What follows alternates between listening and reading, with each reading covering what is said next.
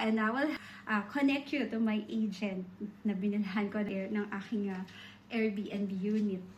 I can connect you and help you para makabili kayo ng condo nyo for staycation businesses. Or kung gusto nyo naman long term, ang pagbaba ng real estate ngayon, part ng mga cycle talaga yan. Lahat ng business may ups and down, pero nagbabounce yan.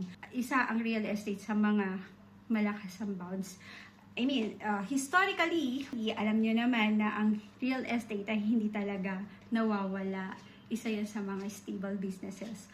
Ako, for me, personally, dahil bagsak ang mga condo, dahil sa oversupply, at kung may budget ka naman, this is the perfect timing para bumili ng condo. So, let me know and I will connect you to the agent na kilala ko para makapag-Airbnb business na din kayo. So, ano pang hinihintay nyo? Let me know and message me kung gusto nyo ng Airbnb and property management at call na for Luminous Cleaning Company kung gusto nyo at kailangan nyo na maglilinis ng mga units nyo. Bye!